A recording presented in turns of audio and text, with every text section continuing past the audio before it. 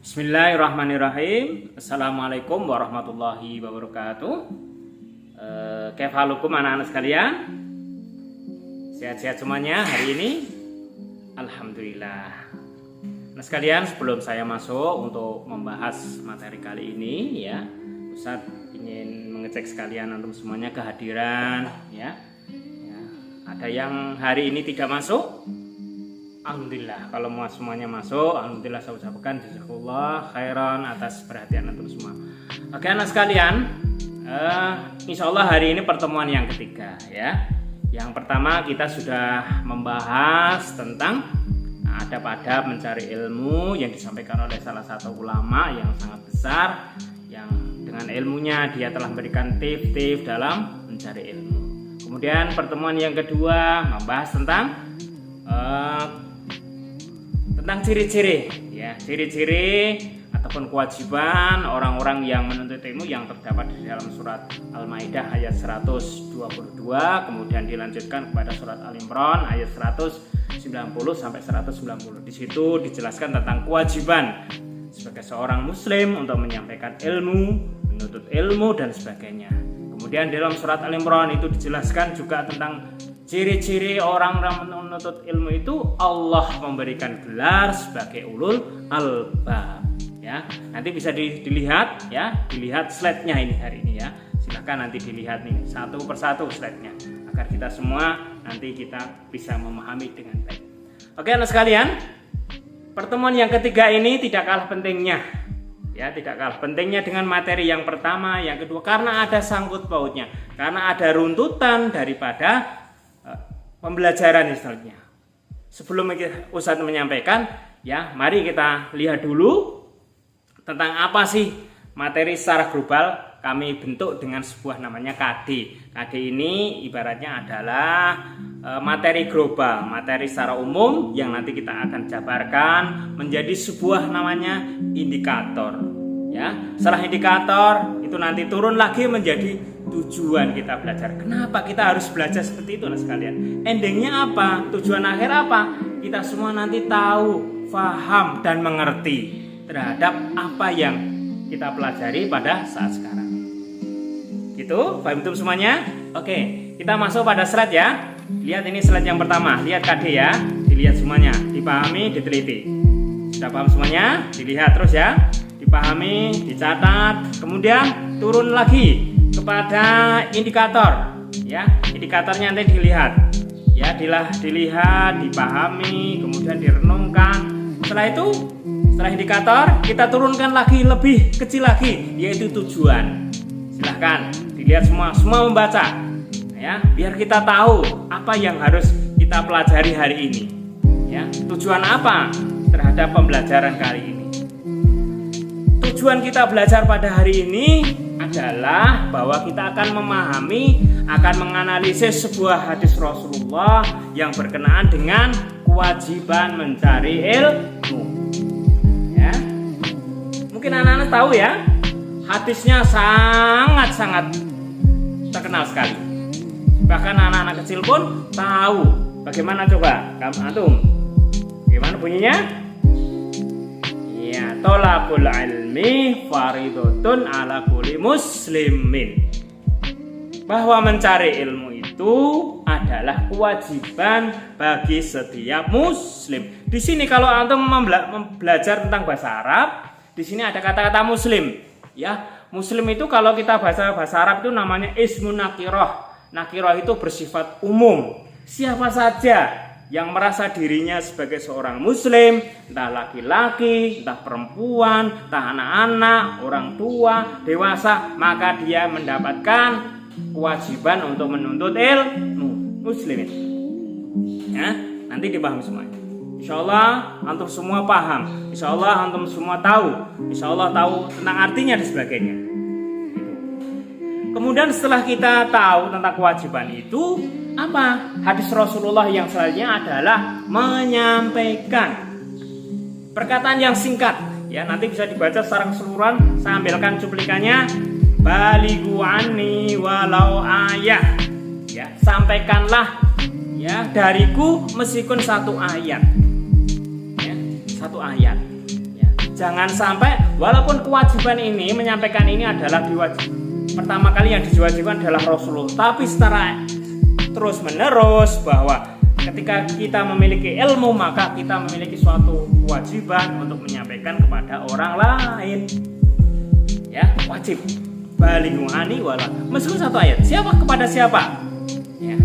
Kenapa? Ya. Kenapa kita harus menyampaikan? Karena takut nanti hadis selanjutnya fal yatabawa maq'adahu minan nar. Maka dia akan dijerumuskan, akan dia masuk neraka. Tergolong orang-orang yang tidak mau menyampaikan itu akan dimasukkan oleh Allah ke dalam neraka. Kenapa? Kita membohongi terhadap ilmu yang kita miliki. Ya, terhadap ilmu yang kita miliki, maka kita harus menyampaikan kepada orang lain secara utuh. Meskipun kita tahu ilmunya hanya tahu alif ba ta, tentang iqra, tentang apa saja, sampaikan. Ya, sampaikan semuanya. Paham dong? Oke. Setelah itu sekalian, setelah kita menyampaikan, maka Allah memberikan gelar. Allah akan mengangkatkan derajatnya kepada orang-orang yang berilmu. Dilihat ini, surat Al-Mujadalah ayat 11. Ya. Insya Allah antum semua itu paham semua. Insya Allah antum semua tahu surat Al-Mujadalah ayat 11. Bagaimana bunyinya? Coba antum dibaca. Ya, bunyinya bagaimana? Nah, itu ya. Ya. Endingnya di situ ayat ini adalah yarfa'illahu alladziina amanu minkum walladziina utul ilma darajat, bahwa Allah Subhanahu wa taala akan mengangkat derajat bagi siapa? Yang pertama, bagi orang-orang yang beriman. Ya, beriman. Bolak-balik enggak apa-apa. Yang penting di situ ada dua. Beriman ataupun berilmu. Ya, berilmu. Kenapa harus diangkat derajatnya? Karena orang yang berilmu itu kalau di dalam hadis yang lain itu seperti al-qamar, seperti rembulan, di mana rembulan itu telah memberikan penerangan kepada orang-orang atau kepada makhluk yang ada di sekitarnya. Ya.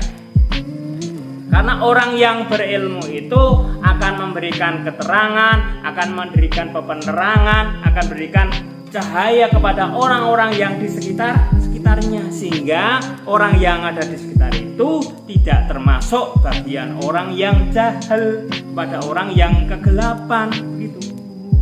Maka Allah memberikan suatu penghargaan bagi orang yang berilmu, beriman itu dengan beberapa derajat.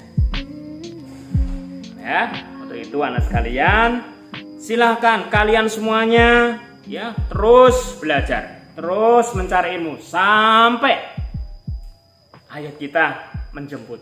Bahkan Rasulullah itu memberikan suatu penjelasan ataupun suatu ungkapan, ya, carilah ilmu sampai ke negeri Cina, ya, utlubul ilma walau bisin. Kenapa? Pada saat itu Rasulullah mengajak para sahabatnya untuk tolabul ilmi kepada orang-orang Cina, yang hari ini memang kita mengakui orang-orang Cina itu betul-betul mereka itu ilmunya luar biasa dalam hal keduniawian. Ya, canggih dibandingkan dengan kita, dibandingkan Indonesia, kalah jauh. Ya, kalah jauh. Maka Rasulullah mengutus para sahabatnya untuk pergi sana, untuk mencari ilmu, untuk mengembangkan ilmunya itu ke negerinya, yaitu di Arab Saudi atau negeri Arab. Begitu pentingnya ilmu. Ya, itu anak sekalian. Kami, ya, saya, ya mengajak pada antum semuanya. Mari kita bersama-sama. Mari kita bersama-sama untuk senantiasa terus belajar, terus mencari ilmu agar kita senantiasa diangkat oleh Allah.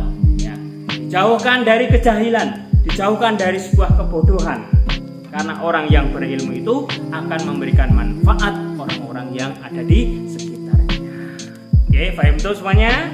Oke, sebelum Ustaz menutup, ya, sebelum menutup pertemuan kali, dilihat ini ya, slide tentang ya sebagai motivasi kita tentang hikmahnya. Ya, antum pahami semuanya. Hikmah sebuah mencari ilmu itu, ya. Slide di belakang ini ya, dilihat. semua agar senantiasa kita betul-betul ya kita mendapatkan ilmu. Oke?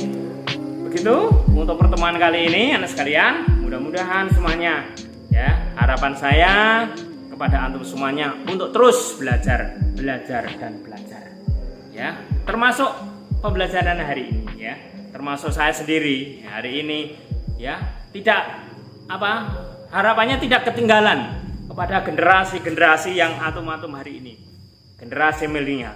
Maka kami pun juga akan memacu untuk terus belajar dan belajar. Itu ya inti daripada pembelajaran kali ini, bahwa kita memiliki tanggung jawab yang sangat besar sebagai seorang muslim, yaitu menuntut ilmu. Setelah itu kita menyampaikan ilmu kepada orang lain. Karena apa? Kita memiliki kewajiban atau memiliki keyakinan bahwa orang yang berilmu, orang yang beriman itu akan diangkat derajatnya oleh Allah dengan setinggi-tingginya ya, dibandingkan dengan orang bodoh. Kita bayangkan aja, lihat orang-orang yang secara umum, orang-orang yang menduduki sebuah lembaga sebagai presiden, DPR, MPR dan terusnya. Itu kan mereka orang-orang yang berpendidikan, orang-orang yang berilmu.